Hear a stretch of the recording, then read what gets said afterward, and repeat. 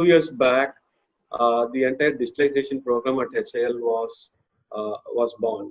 I think we worked with multiple partners to envisage this digital road mapping or digital strategy for the entire organization. So it was 3 to 4 years plan, which took into account different aspects, not only the maturity levels at HIL, or plant operations maturity level as well.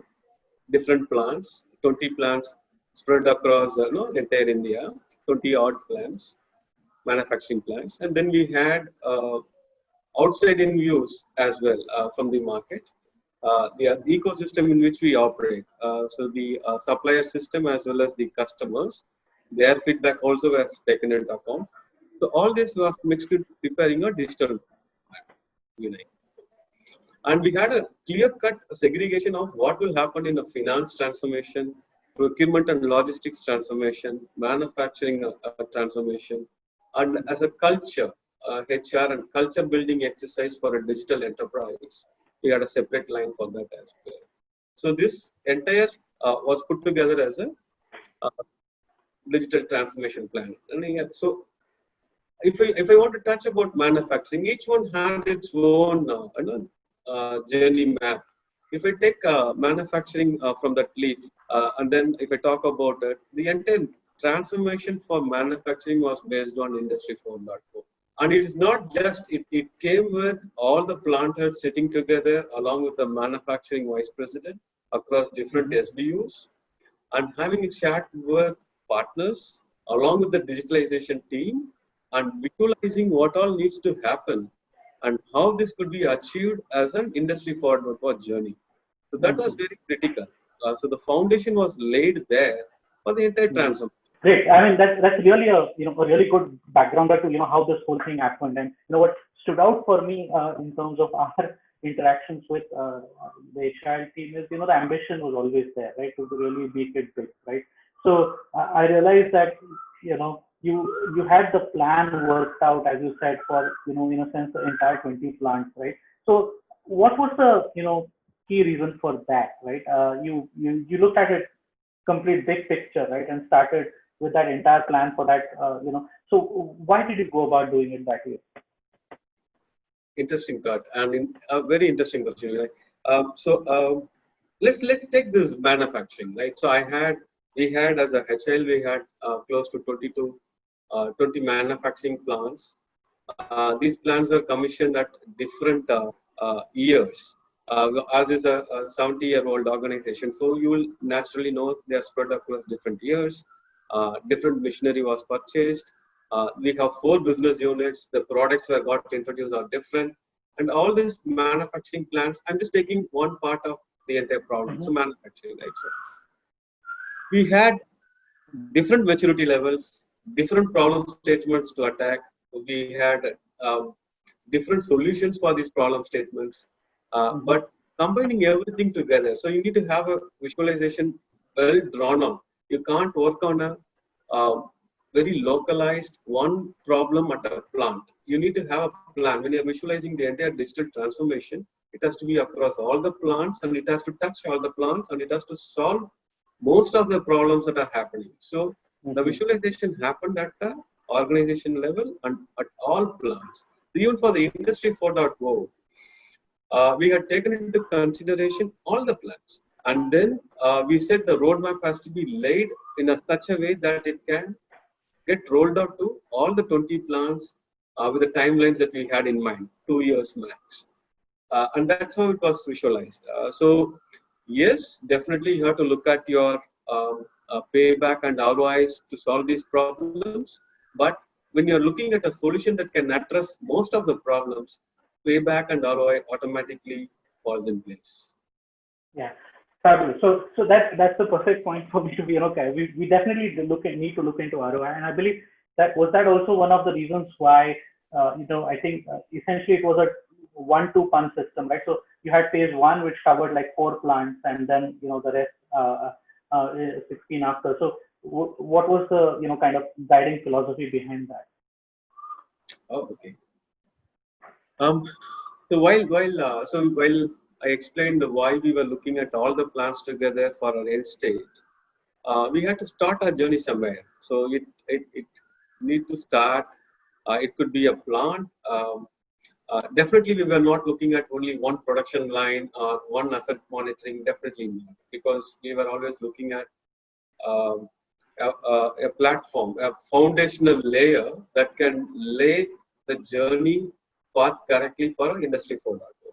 So, for example, if you have a connected shop floor, forget about what, for the entire plant, then you can address all aspects of the plant operation, whether it is your OE improvement or efficiency improvements, asset monitoring and looking at the life of the asset being extended beyond, or if you're looking at CBM, condition-based monitoring, to ensure your quality is predicted and delivered, or if you can look at data analytics from the parameters that you're monitoring, health parameters that you're monitoring. You can even go on to preventive and predictive maintenance.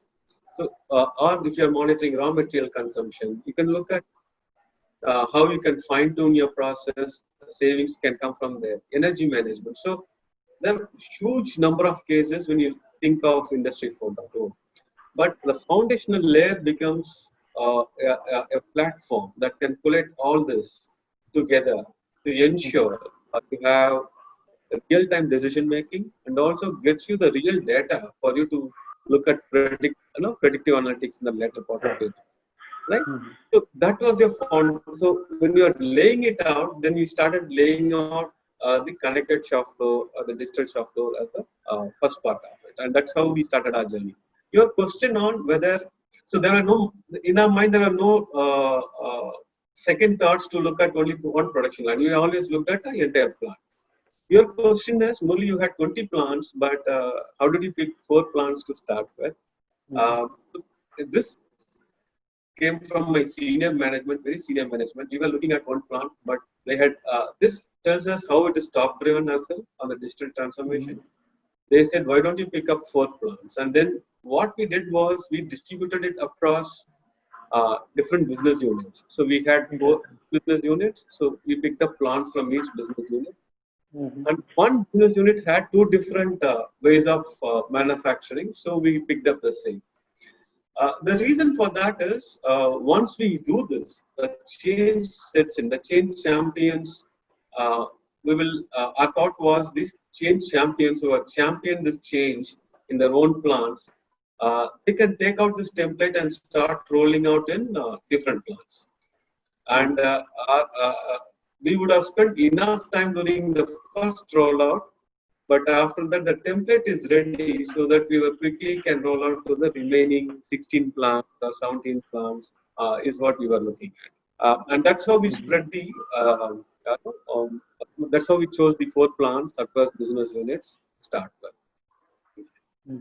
Oh, perfect. So really, truly when you talk of foundation, it's really the building blocks, and there really, was a lot of thought and preparation that went into picking. Okay, this is the reason why we do what we do. The phased approach is also phenomenal.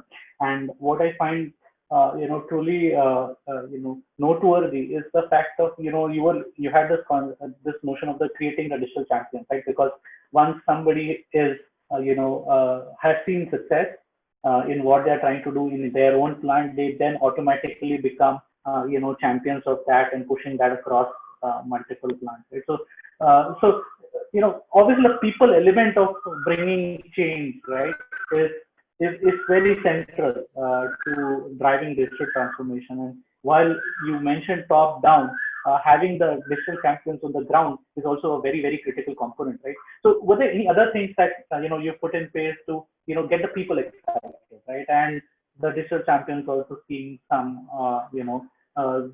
greater, purchase around the steps that they are taking? Vinay, it's a critical question. So while we were selecting, while we decided to have one plant from each BUs to roll out this Industry 4.0, the critical element to choose a particular plant is people. And that's where I think you're coming. We were looking at all plant heads. We looked at who will, we never went with the problems in the plant that came secondary to us. The first part was which plant head is equipped to champion this change, to make this change in the plant. How aspirational is he to look at digitalization in his plant, and how open he is to look at transparency settling in his plant as part of digital connected shop floor, and how much people-oriented person he is to bring that change. So these are all the major ones from a plant head level. So what we, out of all the plants we had, we looked at the plant heads as a critical change champion element, people element, and I think we made right decisions so far. So all the four plants that we had looked at, it has been spearheaded very nicely. The remaining teams fall in place. Uh, so the excitement happened. So one is on the people selecting the right champion. The excitement came automatically by creating visibility of the event, launch event. Every plant we launched, we had visibility, bringing in the MD for managing director to start off the plant on the Industry 4.0 journey, etc. The actual ground level excitement for the key SMEs came in when they saw the data. The entire requirement discussions happened with the real data. So we did the OT part first, got the data to the platform, and then the entire requirement discussion happened on the platform. So the excitement came then. So they had something happening in the plant yesterday, and the same was getting reflected on the screen, on the with the KPIs, with the dashboards, why it was stopped and reasons for stopping. They can enter the reasons for stop. So when they saw the real data, they were even verifying the manual logs, what time it stopped, what time it started, and it was reflecting on the screen and the data. That was the real excitement on the floor, and the change started settling in at that point of time. Fabulous, fabulous. So, I mean, so that really leads to, one of the critical elements of, getting success in industry is around the technology choices and the technology stack and, related aspects of it, right? So when you looked at your strategy, right, what were the key things that you wanted in terms of, the technology provider and, that would help you really lay this foundation for success? Wow, okay. So, it was a long journey. I mean, the selection for a particular product was a long journey. So in my mind, there are 3 or 4 critical things when it came to select a technology provider, right? So it's fundamental. The first one is the architecture of the product. It should be based on our thought process. What is Industry 4.0? There is a data acquisition which happens from the PLCs and the plant. Then you're taking it to the cloud for data analytics. Then you need to have a good UI for a skilled and an unskilled labor on the plant side, on the shop floor, who can punch in data very fast with little education. And this contract level, they keep changing. So it should be UI friendly. These 3 are very critical in the product selection. So I call it as a product architecture. This should be loosely coupled because you can add plant, add tag, remove tag from a data acquisition standpoint. Your UI can be changed whenever there's a change in the process that needs to be captured. And your analytics should be away from all this, but again, in the cloud, and it should be migratable to a multi-tenant, single tenant. So the architecture of the product is very, very important in my view. That was one of the critical selection that criteria we had. Second, whoever is a partner in driving this needs to have capability in all the 3 parts. It cannot. So we had met a lot of startups who were focusing only on data acquisition. They have given up analytics to some other partners. We had met somebody they have developed models on analytics, but the data acquisition, they were dependent on people like us or some other partners. So for me, it was very crucial to have all 3 under one roof because it becomes seamlessly integrated. They know each other, how it comes on the product, and their capabilities are well connected. So this was second. So the technology partner had to have capabilities in all the 3 areas, right? And the third is, and we will talk about it, I think, later in the today's discussion. is value for money. In your perspective so far, based on whatever has happened, what do you think has been really the standout use case within HIL around digital transformation? You're limiting to one standout use cases. I think there are a lot. Okay, whatever, you could top two or three. Yeah. One thing that stood out very quickly early after going live for one of our plants, Vinay, is, and it's very striking, very enjoyable moment for us as well was we had done a baselining. So you should understand, before we went and implemented, we did a baselining for all the parameters of the plant. So after we went live, within a month or two, we could see 2% increase in OEE. Just to, nothing happened on the plant, all parameters same, just dropping in a digital shop floor for action, 2% increase. How did it come out? So when we had a chat with Planted, he's one of the champions. He said, Murli, now everyone knows which is the bottleneck and what is feeding the bottleneck. And it is real-time visibility. No need to wait for the plant head to come, no need for the supervisor to come. So the focus is automatically set. And everybody knows it is continuously monitored and captured. It is not like CCTV where you have to go back and replay.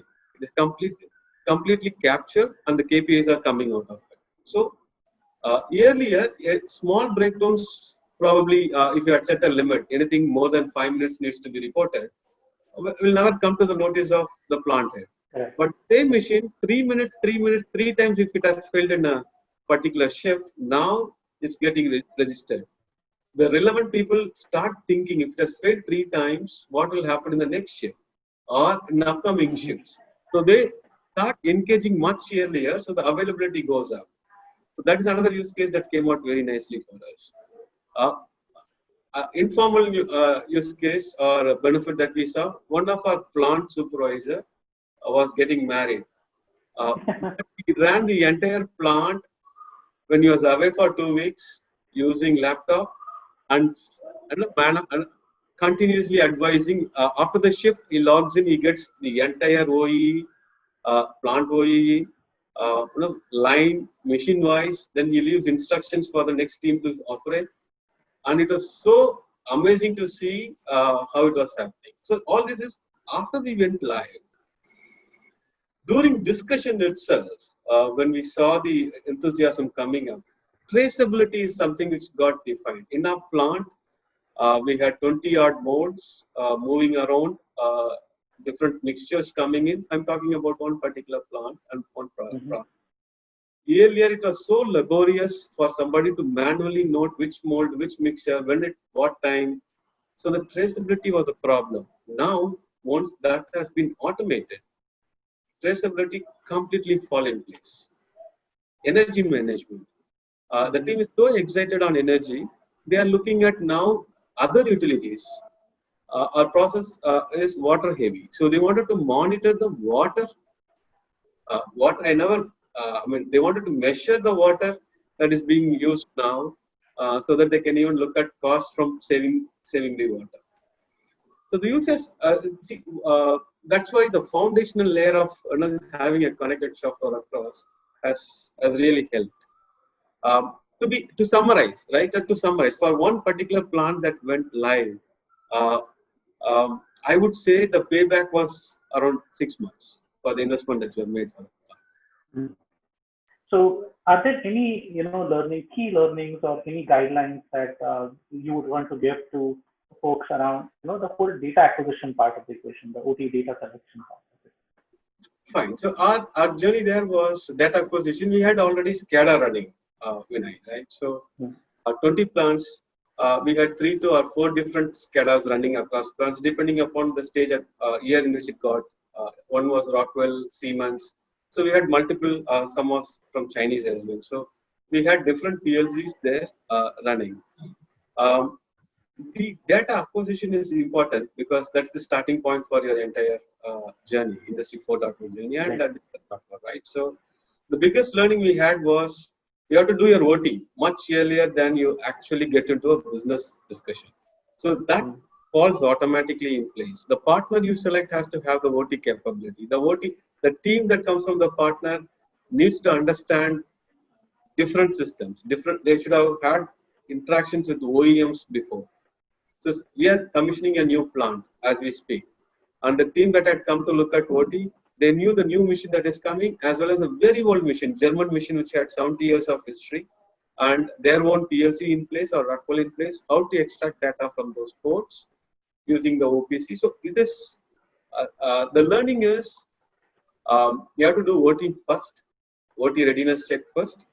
Second, make an inventory of all the machines that you have, the different SCADA systems or the PLC controllers you have. Third, ensure they are openable, whether they can take the data out of that. If not, work with your technology partner to ensure what is the workaround. Is there a workaround tag for it or not? And then ensure that data is captured from a different place. So that's how I summarize it.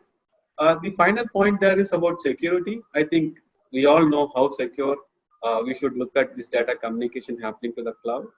So obviously that's an angle that you have to look at from data acquisition as well. Are there new things that have come to your mind around, new applications around the data that is already being collected?